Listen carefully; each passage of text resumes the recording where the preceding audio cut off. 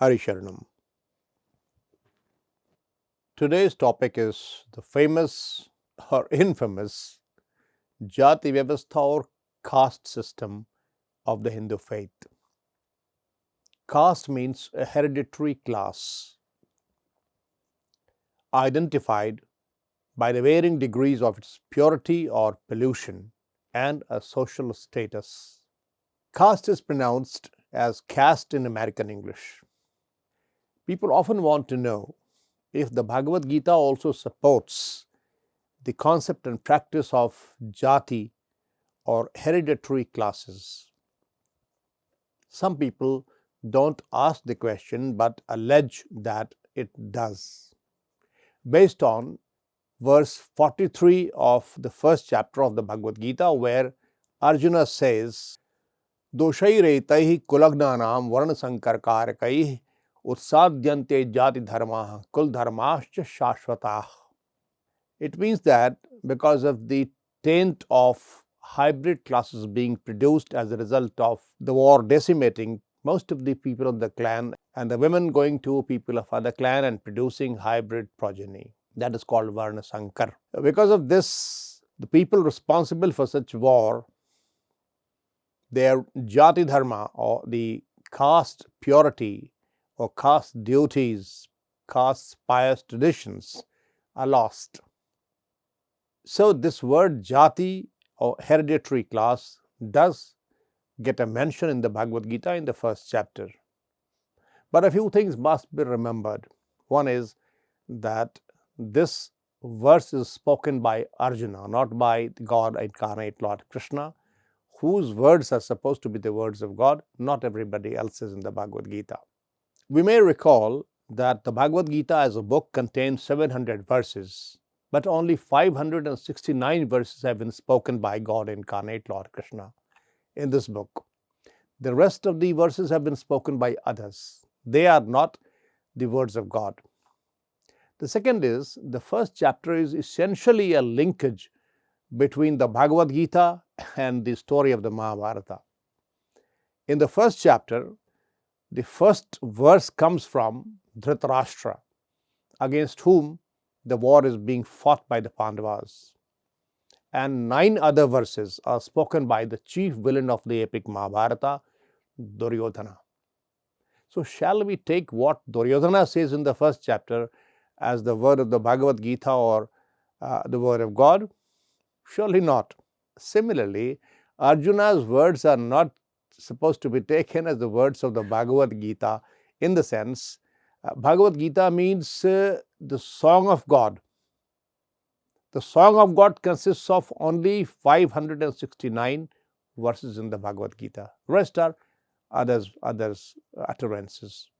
And by the way, what Arjuna says about Jati Dharma is also not his views.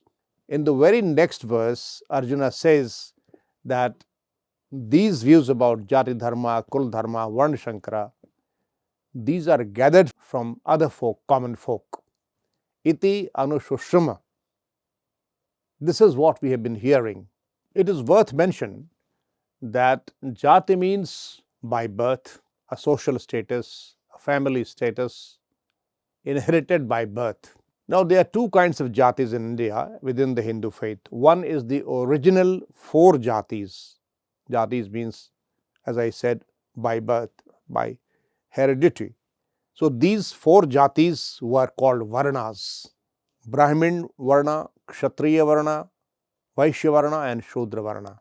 All these at that time were social classes assigned different functions, and people who were born into these classes, to the parents of that particular class, could only enter these classes.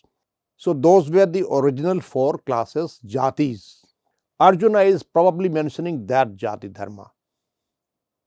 But apart from those 4 social classes, the ideal classes, one finds that today and during the several millennia, not hundreds but thousands of Jatis, castes or castes, sprung up in different parts of the country because of different occupations adopted by different classes at different places.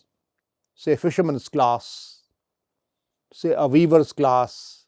The service conducted in this country in different states have found that not only hundreds but thousands of such castes have sprung up in different parts of the country. If that Jati is being talked about, just in case, by Arjuna, then that Jati finds no mention by Lord Krishna in the whole of the Bhagavad Gita. The only Jati mentioned by him, not by calling it Jati, but by calling it Varna, is the four Varnas: Brahman, Kshatriya, Vaishya and Shudra. What is the view of Lord Krishna or God about these four Varnas, whether they are inherited or they are functional groups based on qualities and characteristics, will be discussed in the next video when I discuss the Varna system of the Hindu faith. Another point which must be borne in mind is that the entire Bhagavad Gita is completely egalitarian.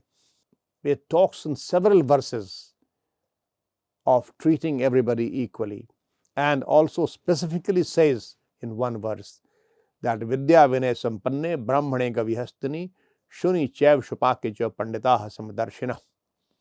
The enlightened people view a Brahmin and a Shwapak, which is the lowest in the social order, traditional Hindu social order, and the highest, the Brahmin. If they are looked upon equally by someone, then only he should be considered an enlightened gentleman. Hari Sharanam.